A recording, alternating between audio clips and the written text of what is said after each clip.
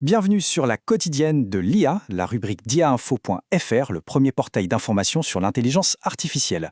Aujourd'hui, on va décrypter ensemble une analyse vraiment intéressante de Didier Taormina, parue en septembre 2025. Elle met en lumière un phénomène assez surprenant.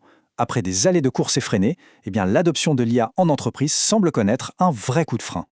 Oui, parce qu'après l'euphorie, le constat en 2025 est là, sous nos yeux. L'élan initial de l'IA est en train de marquer le pas. On nous promettait une révolution continue, quasi permanente, et pourtant les faits montrent une inflexion très nette. Alors on va plonger dans cette contradiction pour essayer de comprendre ce qui se joue vraiment derrière les gros titres. Le discours ambiant, c'est que l'IA est la grande révolution en marche. On l'entend partout. Sauf que, quand on regarde d'un peu plus près, sur le terrain, la réalité, elle, est beaucoup plus nuancée. On observe même un ralentissement assez inédit, pas seulement par sa durée, mais aussi par son ampleur. Mais alors, ce ralentissement, c'est juste une impression ou c'est un fait vraiment mesurable? Pour en avoir le cœur net, le mieux, c'est encore de regarder les chiffres. Et justement, ceux de la dernière étude de l'INSEE sont sur ce point très parlants. 10%, voilà le chiffre. C'est la part seulement des entreprises françaises qui utilisent au moins une technologie d'IA. Alors oui, c'est une progression, mais ça reste quand même étonnamment modéré, non? Et ce chiffre de 10%, il prend vraiment tout son sens quand on le met en perspective.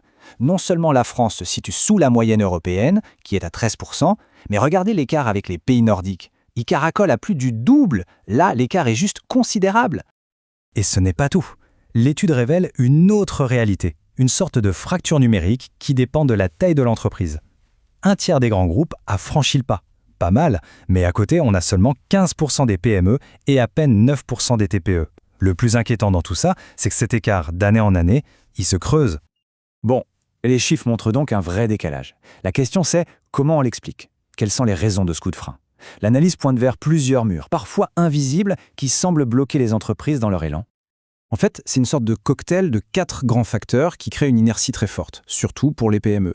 On a d'abord le coût et l'incertitude du retour sur investissement. Vient ensuite le manque criant de compétences. Il y a aussi, bien sûr, des craintes tout à fait légitimes sur la sécurité des données. Et enfin, on sent un certain décalage entre les grandes promesses de l'IA et ce qu'elle peut faire concrètement sur le terrain. Et là, attention, ce chiffre issu d'une étude Cisco, il est tout simplement vertigineux. Il y a un gouffre immense entre la volonté stratégique, quasi tout le monde est d'accord à 97%, et la capacité réelle à passer à l'action. Moins de 2% des dirigeants se sentent vraiment prêts. C'est énorme comme écart. Alors face à un tel mur, on pourrait se dire que les entreprises baissent les bras. Et pourtant, c'est là que l'analyse devient vraiment fascinante. Parce que malgré tous ces freins, l'intérêt pour l'IA, lui, il n'a jamais été aussi fort. Le point crucial, il est exactement là. Dans cette coexistence un peu étrange entre, d'un côté, une grande lucidité sur les difficultés actuelles, et de l'autre, une conviction profonde que l'IA est capitale pour l'avenir. Ce n'est pas un désamour, c'est une véritable prise de conscience de la complexité du sujet. Alors, comment on interprète ce grand écart, ce paradoxe? L'article propose une conclusion assez éclairante. Ce qu'on observe, ce n'est pas une arrêt brutal, mais plutôt une phase de maturation collective. Autrement dit, une pause pour mieux repartir. C'est ce qu'on peut appeler une pause salutaire. L'idée, c'est que cette période est en fait indispensable pour passer d'une phase d'expérimentation un peu dans tous les sens à une véritable transformation, qui sera plus durable et beaucoup mieux structurée.